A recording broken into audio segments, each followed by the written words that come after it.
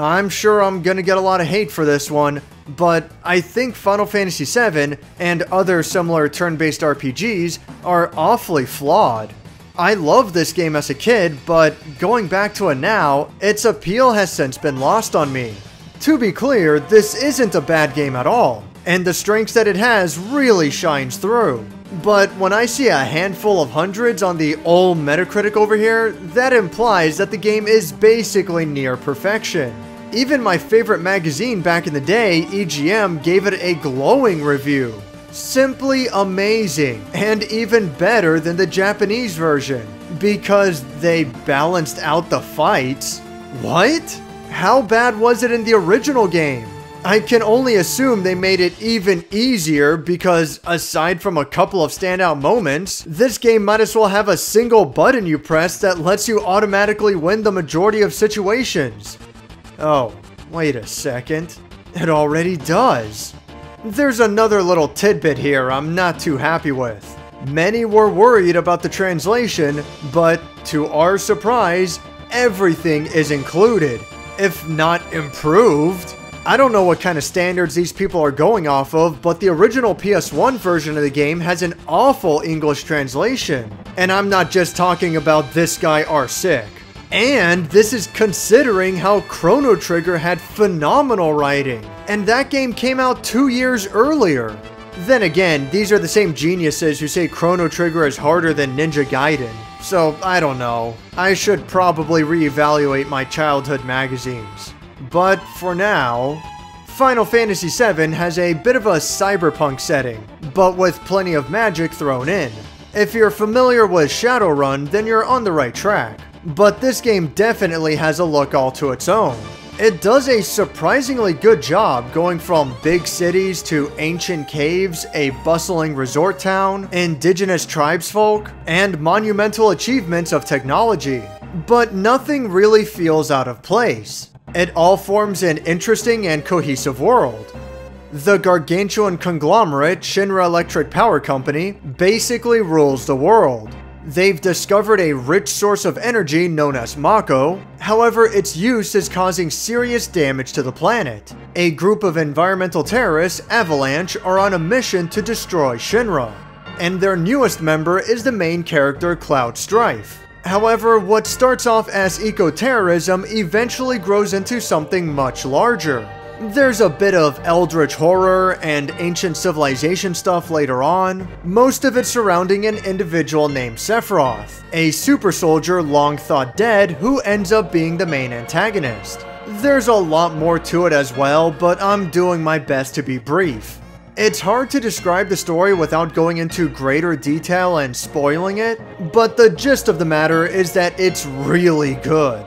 A lot of themes get juggled around, like losing and reclaiming one's own identity, sacrificing the few for the many, the cross-section between machine and nature and where man fits in. It's quite a heady game, but the story gets balanced out fairly well, along with some surprising plot twists. It's neat to replay the game again and see where the subtle foreshadowing falls into place. Along with the serious moments, there's plenty of humor as well. This game is surprisingly really funny, but it rarely goes so far off the rails that it loses its tone, and the heartfelt moments are pulled off just as strong. The part where Cloud reminisces about his mom? I don't care what anyone says, that one's a real tearjerker for me. More than anything, what you play the game for is the story, and in that case, it's a home run. Great cast of characters of both heroes and villains, great world to explore and lore to invest in. It's a really cool game. As for the actual looks, there's no getting around the fact that it hasn't necessarily aged well. I'm not saying that it's the game's fault at all, but you're going to need to excuse the LEGO Blocks character models. For myself, I think the low polygon look holds up really well. Those big heads and mostly uniform proportions look like SquareSoft was trying to move the Super Nintendo Final Fantasy art style into 3D, and I'd say they pulled it off. The music is awesome, plenty of action-packed and somber tracks and everything in between. I do wish that some of the transitions were handled better though. Sometimes a song will just suddenly cut out.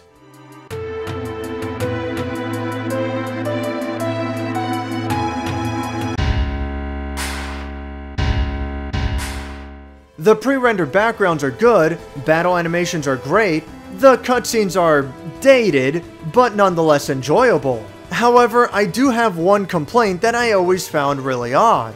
The game can't seem to decide on an art direction for its cutscenes. Half of them are realistically proportioned, and the other half is in the more cartoony style. Both of them look great, but I wish they would just pick one and stick with it. Now I've gotta bring up the game script because this thing is a mess. This guy R6 is the most famous one, but it's not difficult to find more. You talk to this guy about how your vehicle broke down nearby, and he goes, "The car broke-a down?" Bang up job there, proofreader. This one's also pretty infamous. And Sephiroth, to the settling of everything. Here's one of my favorites. Yuffie asks Cloud, "Are you waiting for Cloud?" I'm not sure how to answer that. I guess it's supposed to be, "What are you waiting for, Cloud?" But that's not what we get. He's flying right now, so you can't get him. Okay, I've lost track of the conversation. Were you going to force me into the submarine right now? Quit it. If you want to go, then just leave me behind. So there's this running gag that Yuffie gets carsick easily, and I figured that maybe she was so sick that she didn't realize who she was talking to. But it does not come across clearly at all. I don't know, man, they messed it up, plain and simple. You really can't go an hour into this game without stumbling over some awkwardly worded sentence or poor spelling over and over again. And for a game that relies on its story, that's a problem. Actually, more than a problem, it's inexcusable. Like I said earlier, I played through Chrono Trigger recently, and as far as I could tell, the script in that game is fantastic. And SquareSoft handled both of those games. Apparently, this guy, Ted Woolsey, was famous for his translation efforts back in the Super Nintendo days, and he left SquareSoft before the English localization of Final Fantasy VII began. Incredible what happens when you lose one guy. At least the majority of the game is fine, and the ideas still get across. For the most part, the story still comes through, and it's still really good. But man, it's a little more of an issue than I would like.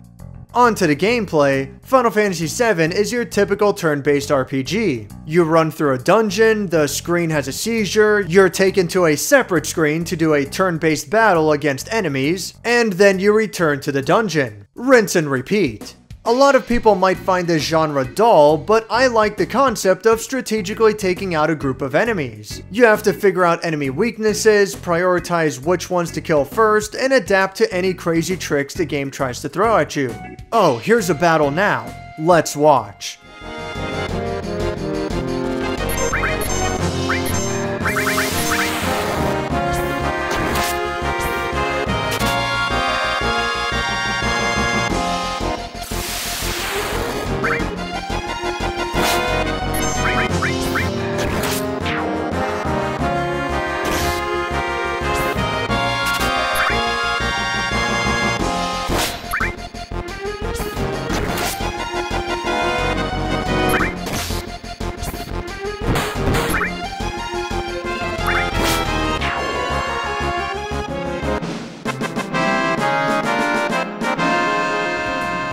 As you can see here, I used my patented auto attack technique. And, it's pretty much all I use. This is the biggest flaw with the game, and I'm just gonna throw this out there, Chrono Trigger has the same problem. It's almost pointless to have all these magic spells when just holding down the circle button will get you by just fine. It's almost always faster and more efficient on your resources. So, what's the point? It's actually better overall to take whatever damage you might receive and then heal yourself after the battle. That's not a strategy. That's called face roll. It's not an exaggeration to say that about 90% of all the game's combat is like this. It's really bad about it. This isn't to say that easy games are bad, or that Final Fantasy VII isn't great because it's easy, but it becomes a question of engagement. I'm running through a dungeon, exploring paths and what have you, and the second that the game's washing machine goes off, I'm holding down the circle button and waiting for it to finish. So basically, on average, every 15 seconds or so, depending on the area of course, I have to hold down the circle button for about 40 seconds and then skip through post-battle menus for a couple of seconds more. You can look at this any way you want, but for me, the game might as well put up a big loading sign every 15 seconds that I walk around. It wouldn't make that much of a difference. I'm still not doing anything regardless. To make matters worse, some of these enemies have comically long animations. It makes no sense. Is this a joke? This one is probably the worst. Here is when I knew they were playing a prank on me. You have these enemies who sometimes show up in groups of 3, have very long attack animations, deal no damage, and all they ever do is cast slow on you. This enemy's entire purpose is to waste your time.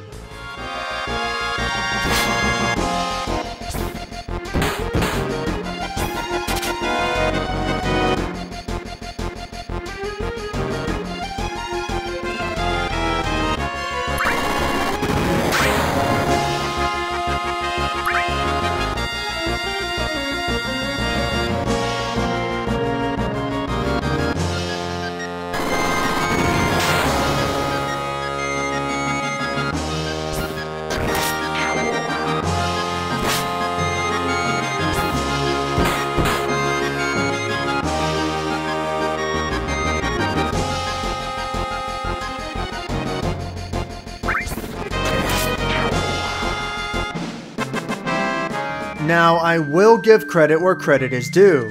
Once in a blue moon, you get an enemy that's an actual threat and will mess you up if you underestimate them. Wow, I'm amazed. I didn't think these guys had it in them. These are the best parts of the game, where the player is forced to either figure out an enemy's weaknesses or carefully manage their supplies and resources. This boss fight against the Turks late in the game is an awesome one because it really pushes you hard. And then you've got this nonsense. Oh, fantastic.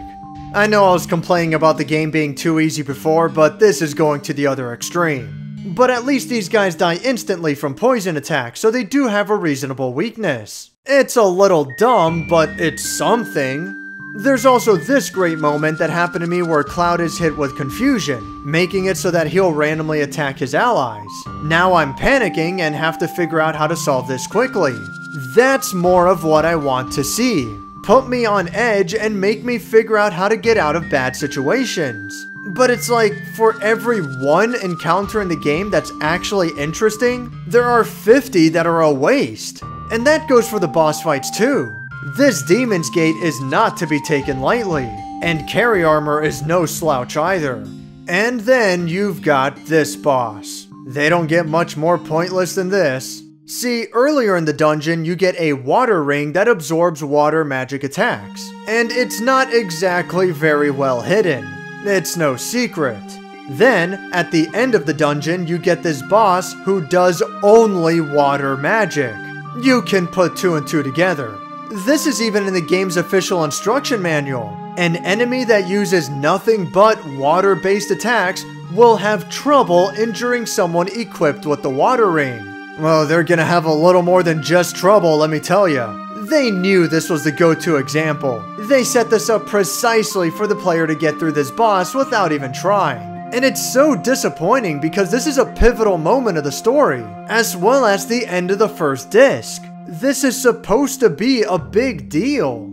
Oh, and on top of everything, the boss can run out of ability points to attack with. So after that, they just sit there and wait for you to kill them. Keep in mind that my problems with the combat is less an issue of the game's encounter rate, and more so of how non-threatening they are. Having enemies interrupt the game less often would help, but the main problem is that the battles don't really serve a purpose. And I don't want to hear, oh, but you need to have random battles to help build your levels and money. No, what you're supposed to do is properly balance the game around the numbers. I did absolutely no unintended grinding whatsoever, and I rarely bought anything from the shops, and it always felt like I was overpowered. I basically steamrolled the game without even trying. It's such a shame too, because Final Fantasy VII has this excellent customization system where you can fine-tune each party member's abilities and statistics. And it's taken a step further with different weapons, armor, and accessories all having their own pros and cons. I enjoyed stealing items from enemies, but there's other stuff like transforming weakened monsters into items or manipulating them to do whatever you want. It's really creative and surprisingly deep. But it's so rare for the player to ever be tested on this stuff. There is some optional content like some powerful super bosses and the Gold Saucer Battle Arena, as well as several minigames that are varied, creative, and pretty cool. This stuff is great, but it makes up such a tiny percentage of the game as a whole.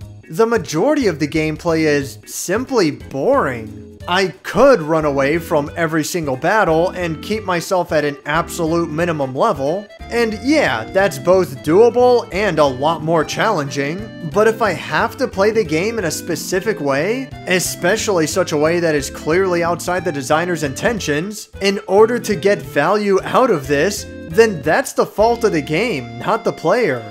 It's worth noting that the more recent ports have had the script retranslated, and there's also plenty of mods on PC, such as the famous New Threat, which rebalances the game to make it a little more difficult, but still reasonable, and it also adds a ton of new features, and that's awesome. It's just that the original base game itself is so lacking, despite the awesome potential that the materia system is capable of. I know this game is insanely popular and well received, and that's fine. I'm not looking to change anyone's mind. All I'm saying is, if it wasn't for the story, then there wouldn't be a whole lot else here. You gotta look at the game as a whole package, and if half of it ain't great, then we've got a problem. Thanks for watching my review on Final Fantasy VII. Coming up, hopefully sooner than later, will be my review on the recently released remake.